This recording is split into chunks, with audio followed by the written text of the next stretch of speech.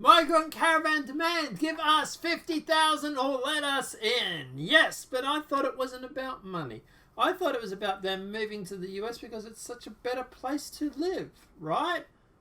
All of a sudden, Honduras and all those sort of places don't seem like they're such a bad place anymore.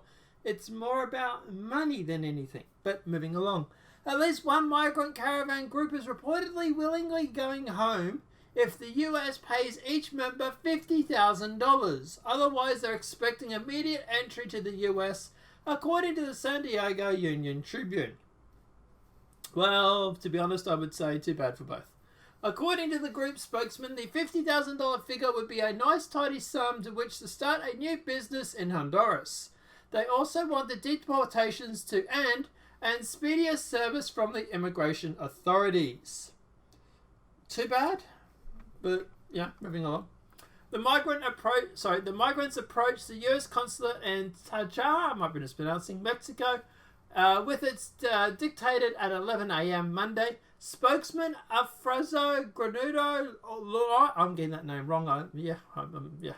Said the monetary demand should not be a shock to anyone. Well, it's really not a shock to us because we thought it was more about money than it was about moving to America. But anyway, it seems like a lot of money to you, I told the Union Tribune, but it's a small sum compared to everything the United States has stolen from Honduras.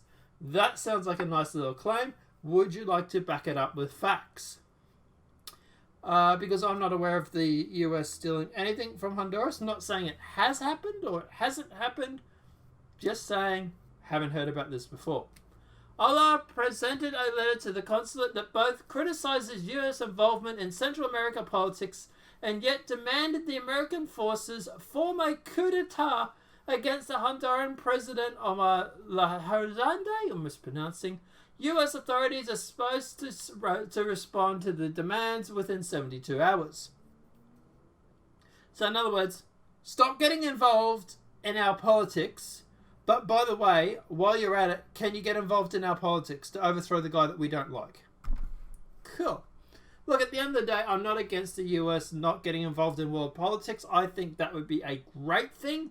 Look, let's face it. I think that previous administrations have had a habit of getting involved in certain countries, Middle East, because of the fact that they might necessarily have a favorable relationship with certain leaders. Not saying that they've gone through and trained a bunch of Taliban to try and overthrow a guy because they didn't like him, but, that might have happened too.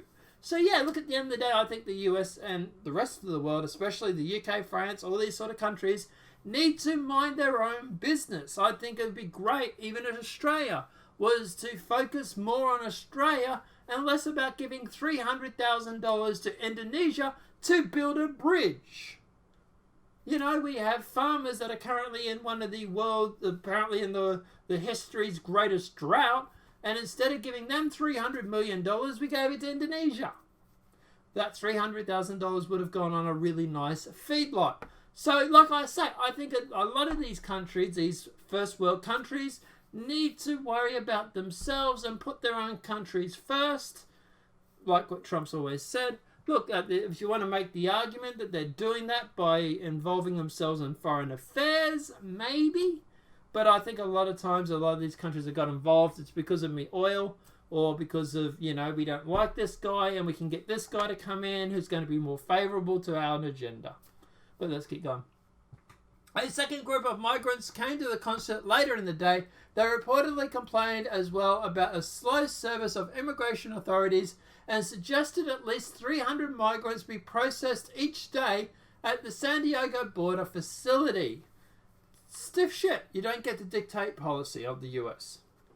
A whole bunch of you have turned up illegally and now you're complaining because you have to wait. Wow, what a shock, what a horror. Form a line and have fun. In the letter, the second group of migrants also blamed the US for the migrant crisis. Okay. In the meantime, families, women and children who have fled our countries continue to suffer, and the civil society of Tajiran continues to be forced to confront the humanitarian crisis. a refugee crisis caused in great part by the descendants of the US intervention in Central America, the letter reads. As President Donald Trump makes border security the reason for his potential government shutdown, he has been stinted. I'm getting that word wrong. By the federal court that ruled it unconstitutional to deny asylum seekers, refugees hearings. There have been multiple reports that migrants are carrying various infectious diseases, and that the Department of Homeland Security has warned that there are 500 criminals amongst the migrants. And if you're having to process 300 people a day, all of a sudden you won't have to be able to go through and do decent background checks, and some of those criminals are going to slip through. I wonder why they're pushing that agenda. Look, at the end of the day, I don't care about the fact that it's taking the migrants too long to get into the border, considering the fact that they've tried to cross illegally. I would much rather the American government go through and do an extensive background check on everybody, rather than just going through and just rushing through it. So, to that, I would say stiff shit. As for the $50,000, if you start paying $50,000 to everybody that walks up the border that says, "Hey, me money," all of a sudden you're going to have a lot more heading towards the border. So I'd be telling them to take a hike and get back in line. As for them saying, "Let me in," or the $50,000, my response would be, get in line and we will see. But yeah, I'm generally against illegal activity, illegal crossings into the border, mainly because of the fact that if you support it or you encourage it in any way, it will continue. So yeah, I'm all for people thinking, well, hey, there are people trying to do this legally, and at the end of the day, you got people that are just trying to cross the border. I would say stiff shit. Do it legally or go home. But yeah, guys, I don't know. Let me know what your thoughts are in the comment section below. Are you surprised by them asking for $50,000 or to let them in?